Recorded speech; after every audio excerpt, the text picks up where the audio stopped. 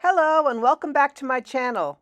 I'm going to talk about mosaic glass added to a metal base. This is to make a little lamp base. I started off with this very simple metal base, and I got this at a Goodwill, but you can find fun metal bases at yard sales, or you can even buy new ones if you want to.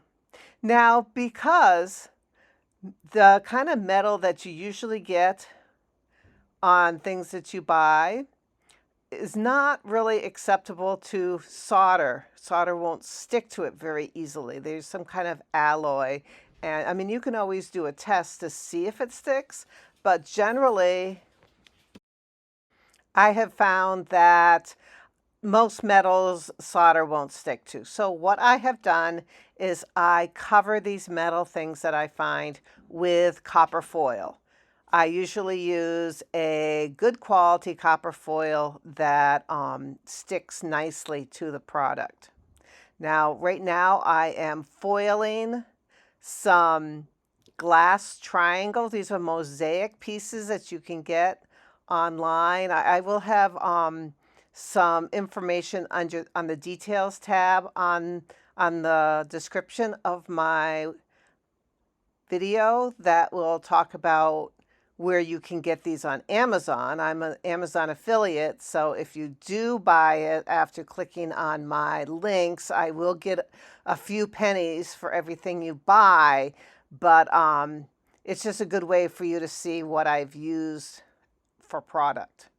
So these glass mosaic pieces, you can get them in all different shapes, and I then will often cut them with my different types of glass cutters to get different shapes and sizes so I can mix and match them for my project. So you notice that I use pretty wide copper foil to wrap around the frame itself, and then I use narrower copper foil to go around the glass pieces. So for the actual glass pieces, mosaic pieces, I use 7/32 inch black backed copper foil. Now I like that particular black backed copper foil that I will list in the details page because it sticks really, really nicely. And I like black backed copper foil because if you have light colored glass and then you decide to patina, especially if you patina your solder and your copper that you have covered in solder, if you want to patina that in black especially, you will see that coppery color inside the reflection of your glass. So if you have really opaque glass or really dark colored glass, it's not quite as much of an issue. But in general, I just use the black backed stuff because it just is really handy. And then if you don't use all the pieces that you foiled and you want to use them for a different project, you want them all probably to reflect the same color on the inside of the glass if you happen to see that reflection. Well, anyway, so I have a variety of colors of blue I'm using for this particular project, and each swirl of the lamp base is going to get a different shade of blue. Now, when I'm done, as you saw in the opening picture, you don't even really see that all these glass, when they're lit, are blue. Some of them actually look amber, which is kind of odd because, yeah, they were all blue. They just with that kind of yellowish light that I'm using for my my fairy lights on the inside, it kind of overcompensated the light blue and overrode it and turned them pretty much into ambery color. And the blue tint is not as visible when the lights are on. But anyway, I guess if you really wanted to be really sure of what you're going to get, you could look at your light, use your light and shine it through the glass you want to use, and then I guess you'd know the final effect instead of just willy-nilly making your lamp base like I did and not really knowing that it's going to look different when it's lit up. But actually I like the finished look, so it's okay with me. I guess I could have used white lights on the inside, and then I would have gotten more of the blue color, wouldn't have overshone the blue, because you know that blue being at the far end of the light spectrum, it takes a lot more blue to actually withstand different colors. Blue doesn't really override other colors as much as other colors. Like if it was red, being on the other side of the spectrum, it would end up being red even if you had a yellowish light on the inside. Anyways, does that make sense? But so I used a different shade, as I said, of blue for the different little swirly sections for this lamp base. I wanted those ribs, as you can see, those ribs kind of twirl as they go, and I kind of followed that rib design as I went up. Now, as you can also see, I made like lots and lots and lots of these pieces of glass, all different sizes, and foiled them all up. And then so when I sit down and start to actually do the soldering, I kind of like grab one piece. Oh, that one fits. Okay, I'll use that. And then I grab another piece and see which one fits. And then if there's a gap in between them, between the pieces of glass, I have the decision to either find a piece of glass that's small enough to fit there, or I'm going to have to fill it with solder. Sometimes I actually put a piece of wire in the gap, in the small gaps, and then soldered over the piece of wire. So it's whatever you can do for the look of your lamp base. And I did go and smooth over these solder joints as best I could when I was finished soldering. But yeah, you still don't get that really, really smooth look that you can with some stained glass work. So it is kind of a more chunky style. Like most of my 3D work is pretty chunky.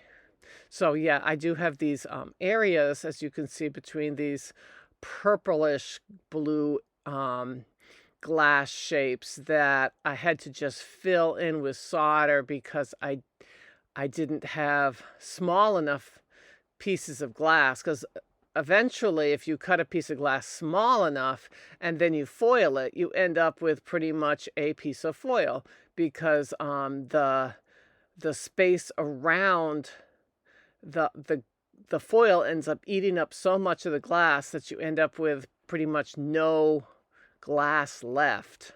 Now, yes, you could have taken your foil, like I do for some of my projects, and cut the foil into thinner strips so that it's not overlapping into the glass shape as much as I did for this. Now, of course, when you do that, you end up without as much of a hold of the strength of the solder is not overlapping the glass as much, so it's not quite as strong as the situation I have here, that I actually used a pretty wide shape. Now you see there, I did fill in that gap with just a piece of solder. And to do that, you want to slowly add solder to your space. If you heat it up too much and spend too long trying to fill a gap like that, it'll end up just falling through, and all the solder will just melt right through. So you want to do that either in stages or do it pretty quickly, so you're not heating up the solder a real lot and keeping it hot during the whole gap filling process. So that's why I'm showing you some areas that I filled in with solder. I obviously didn't show you every single piece of glass I added to this project. I just kind of skipping here and there, so you get an idea of what I did without having to watch 3 hours of me filling in gaps. And yeah, they take hundreds of pieces of mosaic foiled glass for this. And a lot of time when you're doing something that's has this many small pieces involved in this project. So if you don't like spending a lot of time foiling and cutting glass into little pieces, you're not going to want to do this kind of work. Now, what I have is I'm wearing a silicone glove on my left hand there. Sometimes I have gloves on both hands, but I'm actually having to pick up these teeny pieces constantly, so it's just easier without gloves. The silicone gloves make it handy. It helps dissipate the heat somewhat so that you don't get burned if you get too close to your work, because of course the copper heats up extremely quickly, so it's really easy to get a little bit too hot and hurt yourself. So you want to be careful with that. But the gloves do help a little bit in that, and of course they do help also keep the flux and other chemicals away from your hands as you're working. What I'm using is a piece of paper towel and a scrap of silicone that I'm using kind of between my fingers and the actual piece that I'm working on. So that's what that little white thing is there. And it's just like an extra barrier to help protect my fingers um, from the heat. And it also makes it so that I can create kind of a flat area to put the little piece of glass, because I want to keep kind of a flat plane between one rib of this metal lamp base and the next rib. So I want to have that look of having like these swirls of pretty triangular and rectangular and rhombus shaped glass swirling up between the metal swirls. So that's my concept with this particular lamp base. And as the metal ribs twist, thus I go from using the top of the rib to the middle of the rib to the bottom of the rib, depending on how the rib is twisting around the lamp. So I'm adjusting as I go, because I want to see that rib. That's part of the design, is to see that when I'm done, that black sweep of metal going between these runs of glass. What I'm trying to do also is have a variety of shapes. Besides different colors, I want to have the different sizes. So I always try to choose the biggest piece of glass that I have already foiled. So I have a limit of sizes. I bought different sizes and shapes, but the big triangles I'm using, at least some big triangles in each rib and at least some rectangles in each rib, etc. So I'm trying to vary them as I go. And in order to use the bigger shapes, I usually have to put the big shapes in first and then fill the gaps with other pieces.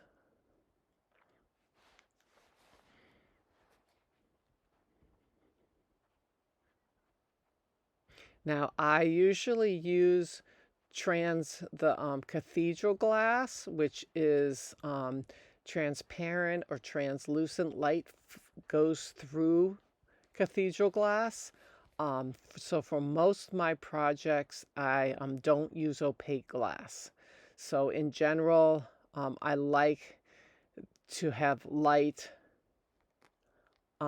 shine through my stained glass work, because that's what I figure stained glass really is for. Is it's a mixture of how glass and light and prisms and different rainbow effects all kind of work together. So for this project, I'm using all flat cathedral glass. So none of these pieces of glass have patterns in them. They're all solid colors. Right now, I am making a little door. This little door is so that I have an area where I can have my LED lights, my little fairy lights. I can reach in and organize my little fairy lights properly, and I need to be able to get in there and work on them. And I also want to be able to shut it up afterwards so that light doesn't go shining through. So I want to have a pretty good door.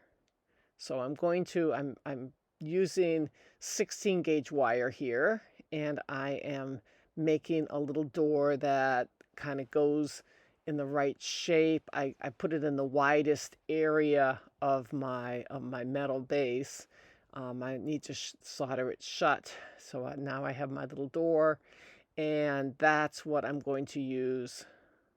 And I have those little loops that I made, and I have a little, this is going to be where the hinge is at the top.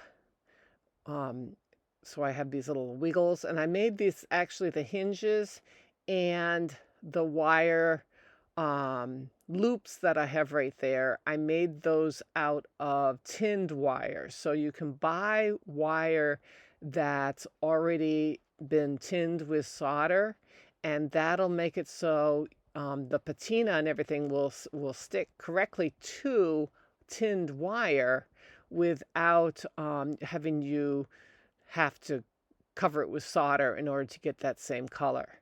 So that just makes it easier and a more smooth look.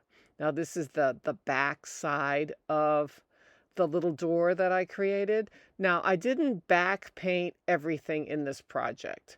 I just back painted the door. So often I will go and I will solder the back of the whole project that I'm working on so that it's extra strong.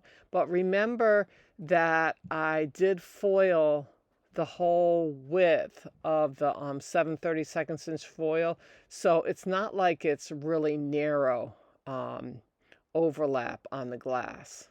So right there, I'm trying to like get that silly loop to be close together so I could solder it so it's one continual loop, and that piece is going to, that little loop is going to solder on to my little door.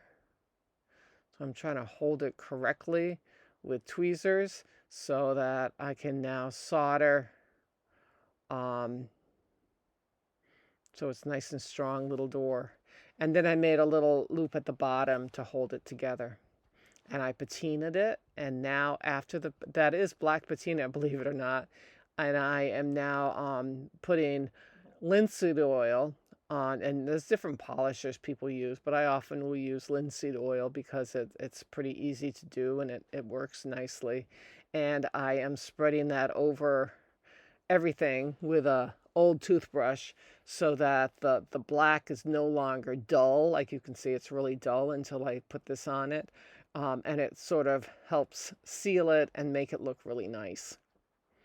So I'm covering the whole thing with linseed oil, and then I'm rubbing the linseed oil off, especially off the glass, every little glass triangle and stuff, so that it looks nice. Now you saw the bottom of that lamp that I showed for a second there. I had to drill through the metal base into the shaft of this lamp before I started making everything, because I wanted to be able to thread fairy lights up into the base of the lamp so that I would have a nice lit base for my lamp. And this is what it looked like when it was done. And I thought it was really pretty. And as you can see, a lot of the sections look amber and gold, not all blue, but I still really like it. And now I'll work on the shade that I'm going to make. But thanks for watching, and I hope this inspires you to create new stained glass over metal.